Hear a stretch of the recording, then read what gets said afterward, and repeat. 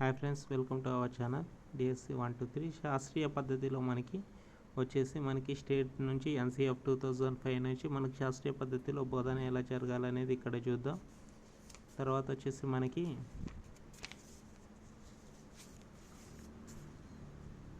ఇక్కడ చూసుకున్నట్లయితే Alexander Fleming గురించి మరియు ఎడ్వర్డ్ జెన్నర్ల గురించి కొద్దిగా ఇంట్రడక్షన్ ఇచ్చారు. ఇది నేను చెప్తాను. అలెగ్జాండర్ ఫ్లెమింగ్ ఏం చేశాడు అని అంటే, యాక్చువల్గా అతను ప్రపంచ యుద్ధ కాలంలో అతను మనకి ఆర్మీ జనరల్గా పనిచేసేవాడు, అందులో డాక్టర్గా పనిచేసేవాడు. సో ఈ డాక్టర్గా పనిచేస్తున్న టైంలో ఏమైపోతుందంటే, అందరికి గాయాలు అవడం చూసి తాను ఏం చేశాడు అని అంటే, ఒక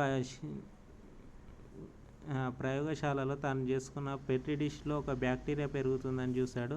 ఆ బ్యాక్టీరియా పెరుగుతున్నప్పుడు ఒక శిలీంధ్ర సమూహం ఉన్న దగ్గర మాత్రం ఆ బ్యాక్టీరియా అనేది ఎందుకు పెరగట్లేదని ఒకటి చూశాడు. అదేవిధంగా ఆ పెట్రీ డిష్లో జరుగుతున్న శిలీంధ్రాన్ని వేరు చేసి పరిశీలించగా అది పెన్సిలియం అని తెలుసుకున్నాడు. సో ఆ పెన్సిలియంని తీసుకొని అది బ్యాక్టీరియా ఉన్న దగ్గర తీసుకొని వస్తే అది పెరగట్లేదు. సో అంటే పెన్సిలియం ఉన్న దగ్గర మనకి బ్యాక్టీరియా అనేది పెరగట్లేదని అతను గుర్తించి మనకి అలెగ్జాండర్ ఫ్లెమింగ్ అనే శాస్త్రవేత్త మనకి పెన్సిలియం నొటేటం అనేదాన్ని కనుగొన్నాడు. పెన్సిలిన్ని కనుక్కున్నాడు, పెన్సిలియం నొటేటం అనే దాని ప్రకారం. అలాగే ఎడ్వర్డ్ జెన్నర్ అనే అతను వచ్చేసి మనకి మషూచి మరియు కౌపాక్స్ అనే దాని గురించి రెండింటికి ఇంటర్లింక్డ్గా ఉండే ఒక సబ్జెక్ట్ని తీసుకున్నాడు. ఇందులో వచ్చేసి మనకి మషూచి సోకిన వైద్యులు వచ్చేసి వాళ్ళకి ఏమొచ్చేసి కోపాక్స్ అనేది రావట్లేదు, మషూచి వచ్చిన వాళ్ళకి కోపాక్స్ అనేది రావట్లేదు. ఇది చూసిన మన ఎడ్వర్డ్ జెన్నర్కి వచ్చేసి ఒక ఆలోచన వచ్చింది, కోపాక్స్ వచ్చిన వాళ్ళకి మషూచి ఎందుకు రావట్లేదు అనేది తన మైండ్లో అనేది అలాగే తిరిగింది. సో అదే క్రమంలో ఉన్న అతని మిత్రుడిని అతన్ని పిలిపించి ఏం చేశాడని అంటే, వాళ్ళ యొక్క కొడుక్కి కౌపాక్స్ వచ్చింది. ఆ కౌపాక్స్ నుంచి వచ్చిన దానికి ఒక స్రావాన్ని తీసుకొని అతని యొక్క ఘాటు పెట్టి దాని లోపలికి మనకి దీన్ని కౌపాక్స్ అనేది పంపించాడు. ఇలా కౌపాక్స్ పంపించేసరికి అతనికి కౌపాక్స్ వచ్చింది. సో దీని నుంచి మనకి ఎడ్వర్డ్ జెన్నర్ అనే శాస్త్రవేత్త మనకి వ్యాక్సినేషన్ పితామహుడుగా పేర్కొన్నాడు. సో పెన్సిలిన్ ఆవిష్కరణలో అలెగ్జాండర్ ఫ్లెమింగ్ ఎలా కనుక్కున్నాడు, సో తర్వాత దశలో మనకి ఫ్లెమింగ్ కనుక్కున్న దాని ప్రకారం నోబెల్ బహుమతి వచ్చిందని చెప్పుకోవచ్చు. అలాగే శాస్త్రీయ పద్ధతిలో గల ముఖ్యమైన అంశాలు వచ్చేసి పరిశీలించడం, ప్రశ్నించుకోవడం, పరికల్పన చేయడం, పరికల్పనలు పరీక్షించడం. ఆల్రెడీ ఇంతకుముందు చెప్పుకున్నాము, అవి మళ్ళీ వచ్చాయి. తర్వాత మనకి వచ్చేసి మనకి సాధారణంగా ఉండే సమస్యను గుర్తించడం, తర్వాత వచ్చేసి మనకి ప్రయోగ ఫలితాలు, తర్వాత మనకి బోధన ఉపయోగమాలతో పోల్చుకోవడం. ఇలా ప్రతిదీ వచ్చేసి మనకి తెలిసిందే. మనకి ఇంతకుముందే శాస్త్రీయ పద్ధతిలో కానీ ఎక్స్పెరిమెంట్ చేసేటప్పుడు కానీ వాడే సోపానాలే ఇవి అన్నీ.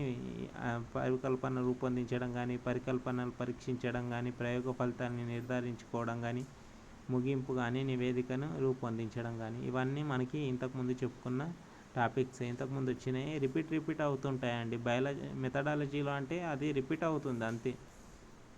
సో ప్రయోగ ఫలితాలు అనేటివి ఎలా పనిచేస్తున్నాయి, దాని యొక్క థియరీ ఎలా కనుక్కుంటారు అనేది మనకి విజ్ఞాన శాస్త్రం ఎలా పనిచేస్తుంది అనే దాని మీద ఆధారపడి ఉంటుంది. సో ఇది వచ్చేసి మనకి విజ్ఞాన శాస్త్రం ఎలా పనిచేస్తుంది అనేది. తర్వాత మనకి పిల్లలు సైన్స్ ఎలా చేసుకుంటారంటే, సత్యాన్వేషణ సైన్స్ అని, ప్రోడక్ట్ అండ్ ఉత్పత్తి సైన్స్ అని, మన ప్రవర్తన మార్పు అనేది పిల్లల యొక్క వికాసమే సైన్స్ అని మనం ఆల్రెడీ చెప్పుకున్నాం కదా.